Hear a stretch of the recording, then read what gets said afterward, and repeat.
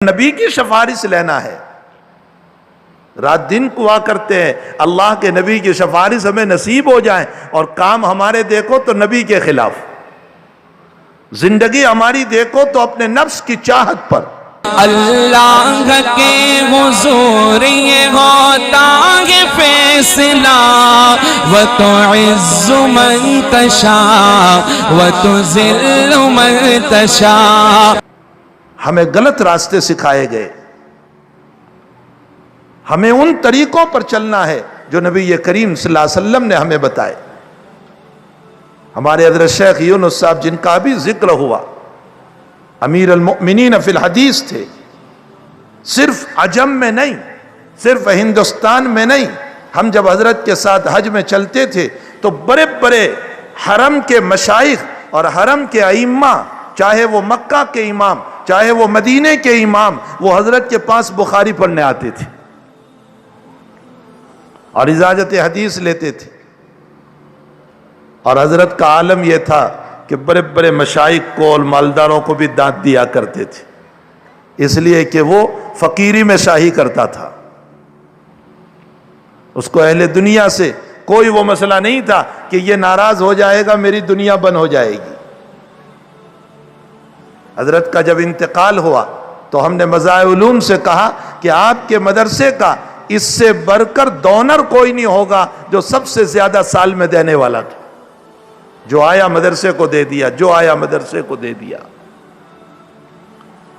کوئی حضرت کو چپکے سے آ کر کہتا تھا حضرت سر پہ قرضہ بہت ہو گیا ہے، تو اپنے شاگرد کو خادم کو کہتے تھے جو کچھ ہدیہ آیا ہے، حضرت کو پتہ بھی نہیں ہوتا تھا کیا آیا، فرمایا جو کچھ ہدیہ آیا ہے آدھا ان کو دے دو.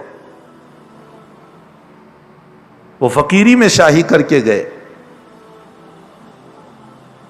اور بے شمار مرتبہ اللہ کے حبیب کی زیارت فرمائی. بخاری شریف کے کئی مسائل خواب میں اللہ کے نبی سے براہ راست حل فرمائے، اور ایک یا دو مرتبہ رب کریم کی زیارت بھی فرمائی. ایسی عظیم المرتبت شخصیت.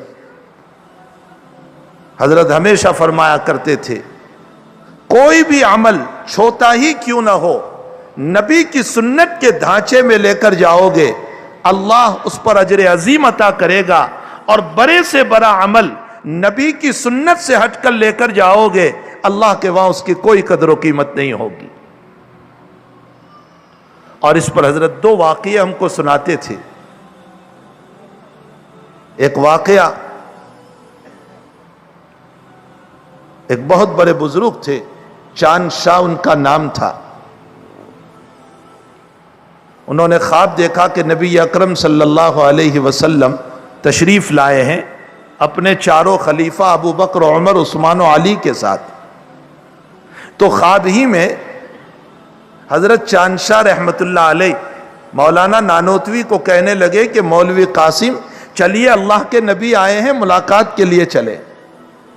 یہ واقعہ میں نے اپنے حضرت شیخ سے بھی سنا اور حضرت قاری طیب صاحب سے بھی سنا تھا رحمت اللہ علیہ.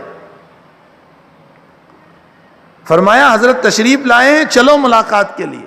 دونوں خواب میں چل رہے ہیں، خواب دیکھنے والے بزرگ دوڑ رہے ہیں اور مولانا نانوتوی دھیرے دھیرے چل رہے ہیں. تو حضرت چاند شاہ نے فرمایا مولوی قاسم تم کو محبت نہیں ہے، دوڑتے کیوں نہیں؟ فرمایا میں اسی طرح چلوں گا. حضرت چاند شاہ دوڑتے ہوئے پہنچ گئے، حضرت کی خدمت میں مصافحہ ہوا اور نبی علیہ السلام نے یہاں پڑوس میں بٹھایا. تھوڑی دیر کے بعد مولانا نانوتوی پہنچے، مصافحہ ہوا اور نبی علیہ السلام نے اپنی گود میں بٹھایا. تو حضرت چاند شاہ کھڑے ہوئے اور کھڑے ہو کر فرمایا حضرت ایک سوال ہے. فرمایا کیا سوال؟